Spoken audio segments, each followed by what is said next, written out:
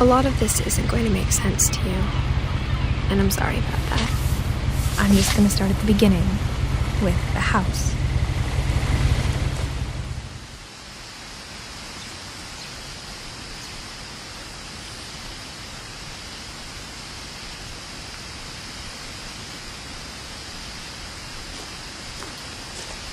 My brother Milton disappeared when I was 4. It was like the house just swallowed him up. Someone had put up a chain link fence, but it looked like I wasn't the first person to hop it.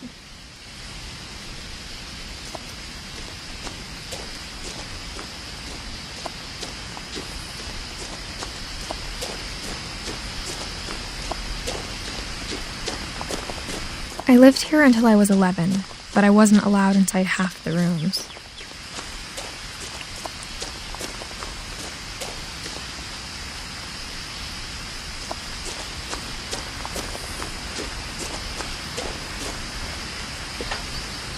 Inside the mailbox were bills from 7 years ago, marked urgent, open immediately.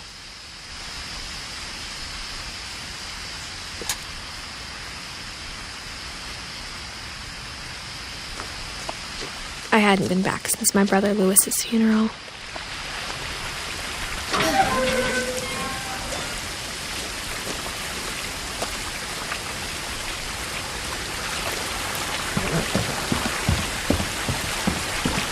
In her will, my mother left me a key, but didn't tell me what it unlocked. Maybe she thought I'd know, or she thought that the mystery would be enough to bring me back.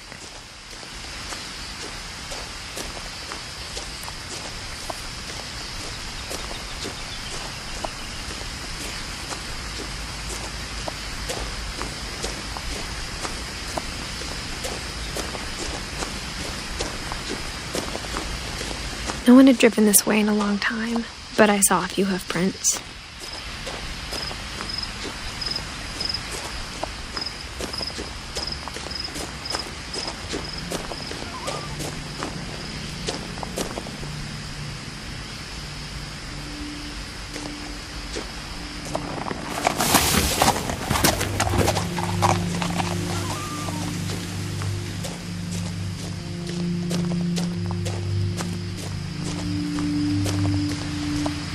The truth is, even after I inherited the house, I never thought I'd come back to it. But now I had questions about my family that only the house knew the answers to.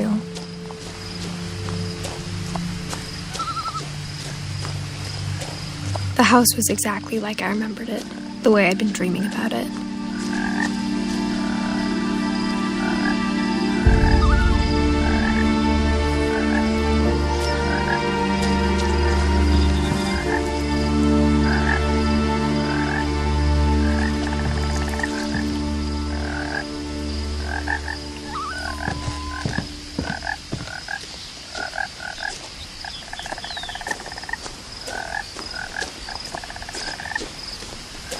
As a child, the house made me uncomfortable in a way I couldn't put into words.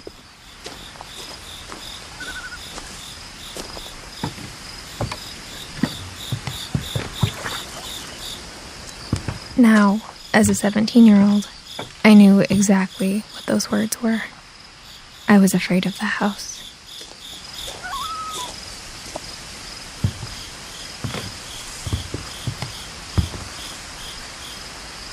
I hoped the key might unlock the front door. It didn't.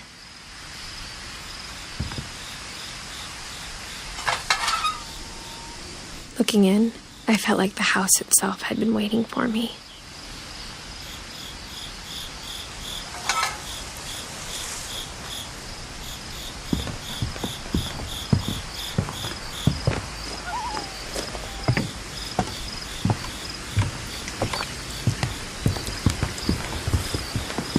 I asked Edie once about the dragon in the pond. She said it had killed her husband. I was 6. It seemed like an odd joke to me even then.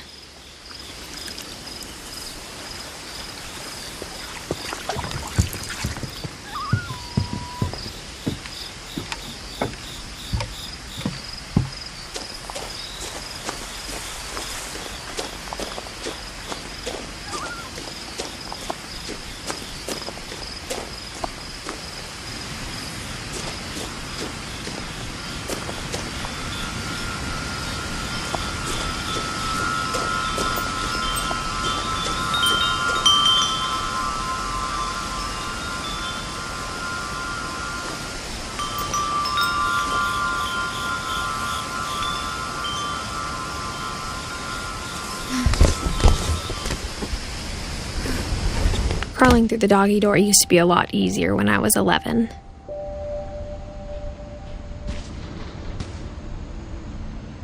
The power had been turned off the night we left.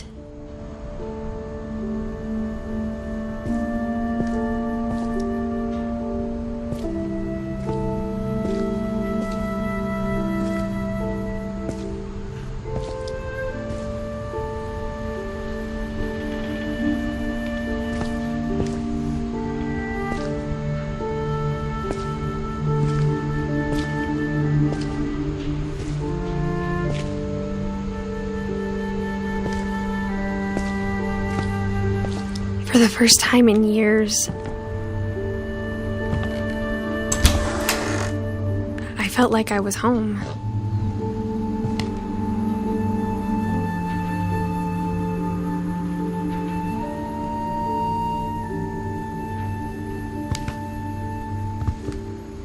But instead of a family, there were just memories of one.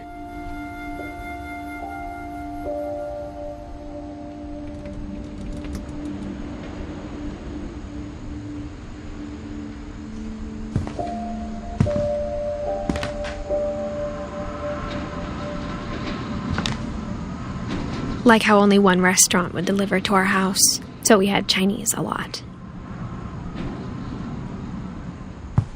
Or how after Louis started working at the cannery, we all got sick of eating salmon.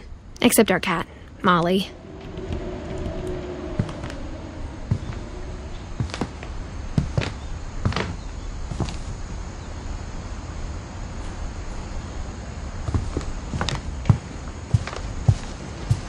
The table was still a wreck from the night we left. It was like a bomb had gone off, killing everyone but sparing the furniture.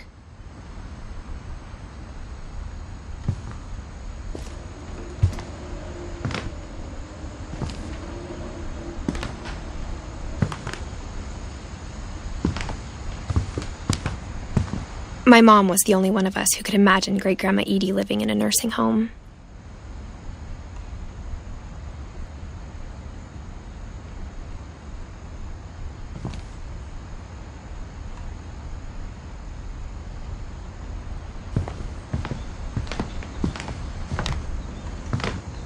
Nothing in the house looked abnormal. There was just too much of it, like a smile with too many teeth.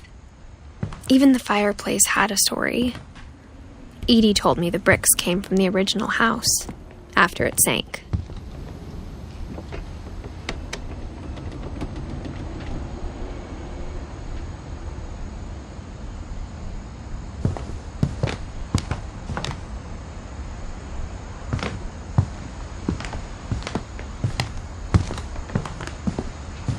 Mom always told me to stay out of the basement, so I wasn't too surprised when the key didn't fit.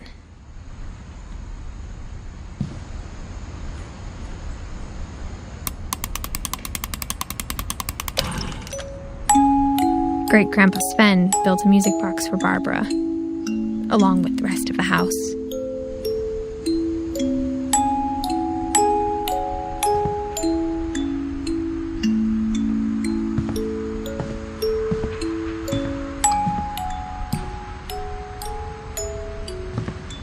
My mom wasn't much of an optimist, but she never stopped believing that my brother Milton was alive. A lot of things got left behind in the whirlwind of that last night.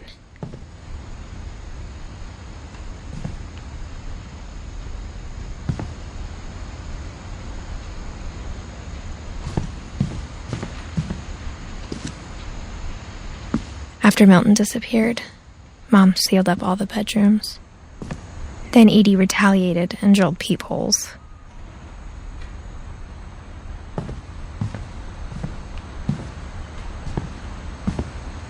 Whenever people ask me about my family, the first thing they always want to know about is Barbara.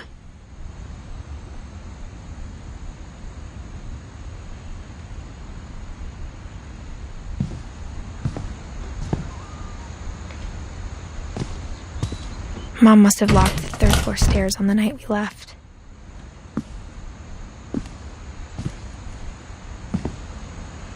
Edie's father, Odin, built the original house.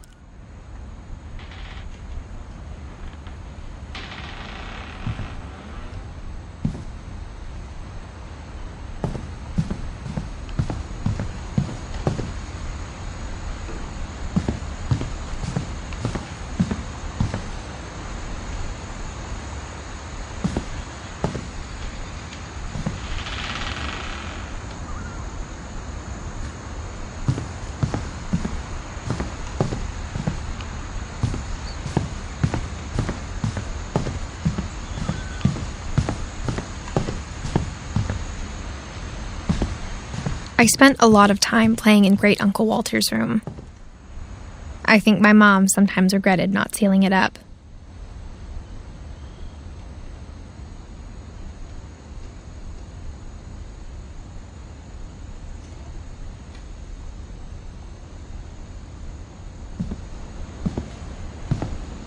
Lewis told me there were secret passages, but I never believed him.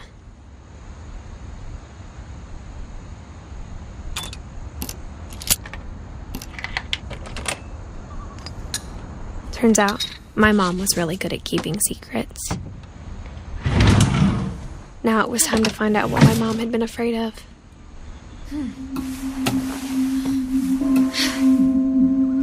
From the paintings on the wall, it was clear my brother Milton had been here before me.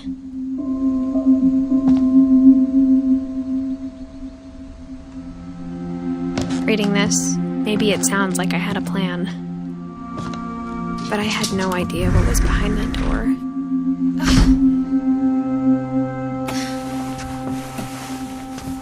Just like I had no idea where all this was gonna lead.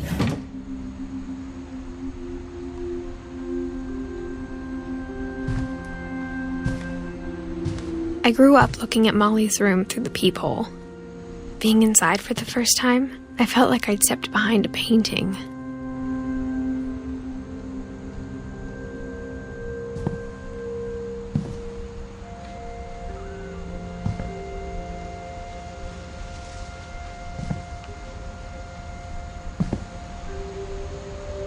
Molly's gerbil had a tiny bedroom with its own even tinier gerbil cage.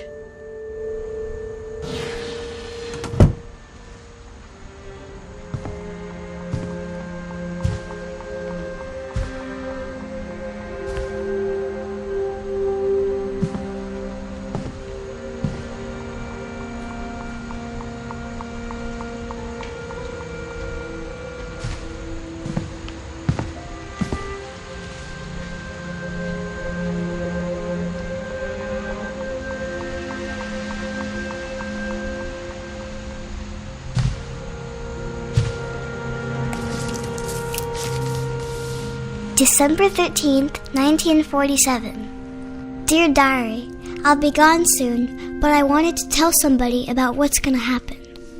It started when Mom sent me to bed without dinner. I woke up and I was starving, so I looked around for something to eat. The gerbil food was dry, but I didn't mind it.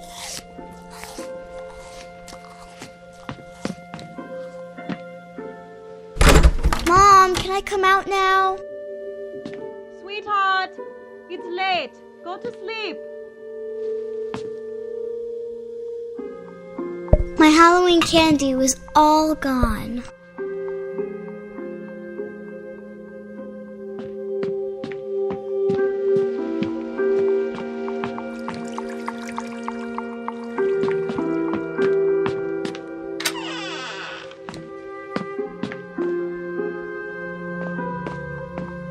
I ate a lot of things that night.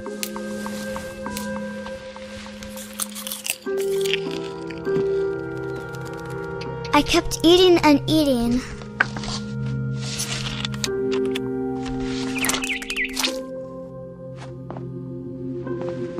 Then I heard chirping outside my window. It was a barn swallow going back to her nest. I reached out for her.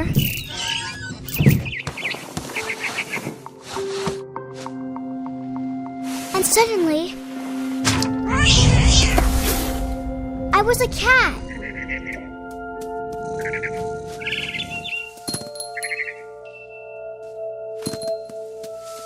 I tried to be quiet, but the bird was really scared.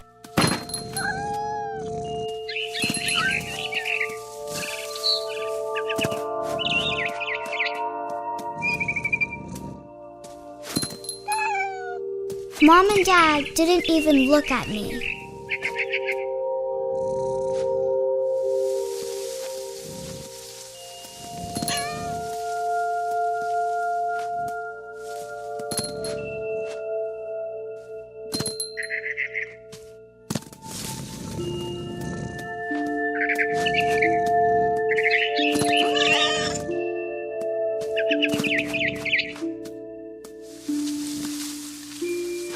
I jumped and I almost got her.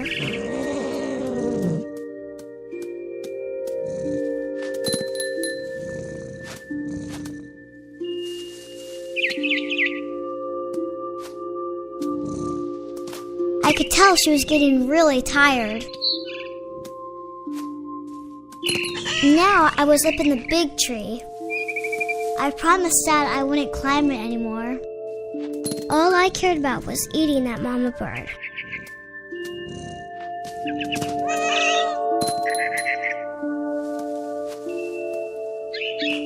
I gobbled her up. And suddenly, I was an owl. First, all I heard was the wind. Then I heard little teeth nibbling in the grass.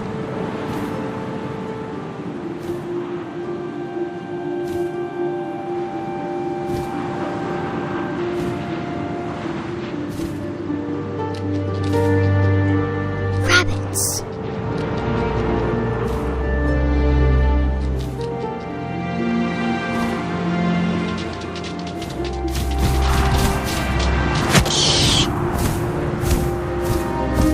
I imagined his face looking up and seeing mine through my talons. I swallowed him up, and I didn't chew one bit. Then I flew off to find something bigger.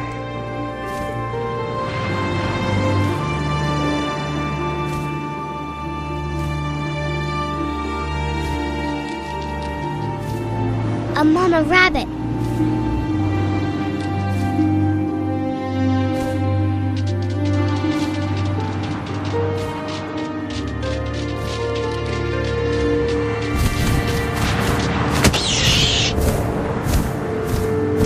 She was almost too big to carry. I started choking, but I couldn't stop eating. But suddenly, I was a shark.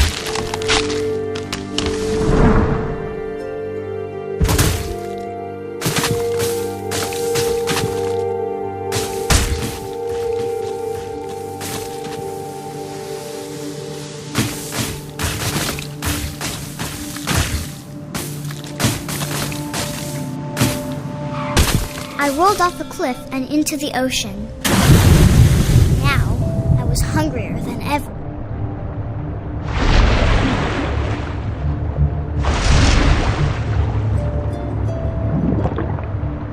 I wanted fat, juicy seeds. I tore off her flipper, and it tasted really good.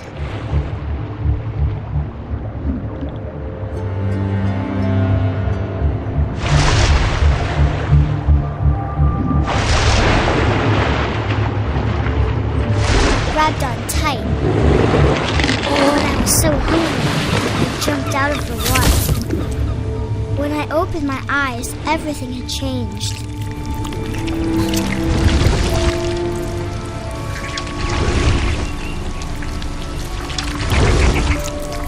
Now I was a monster, and I smelled people everywhere.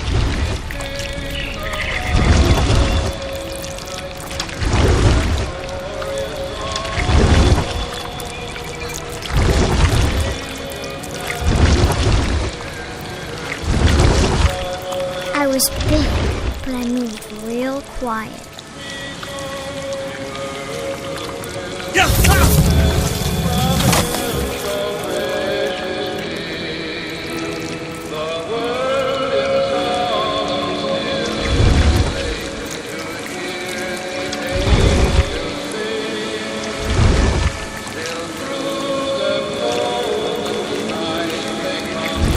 I wanted to stop, but also I didn't.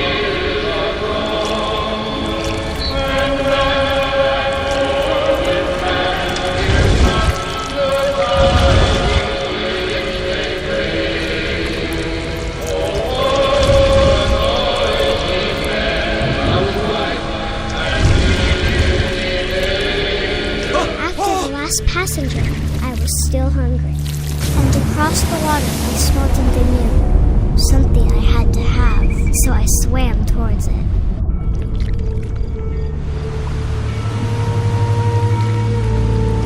I slithered onto the sand, and the good smell went into an old pipe.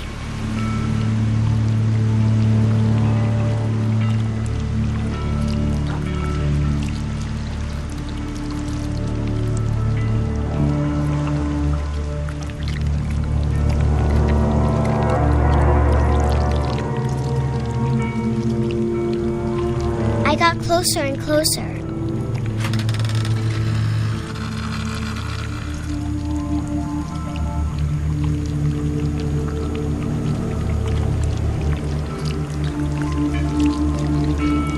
All of my stomach started growling. And suddenly, I was me again. I held my breath for a long time, but I couldn't hear anything. I think it's waiting for me to fall asleep.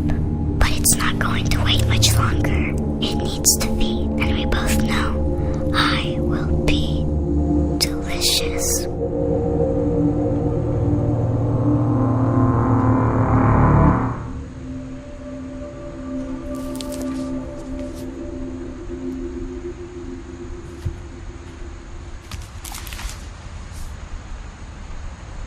I'm not sure if I believed all of that, but I'm sure Edie would have.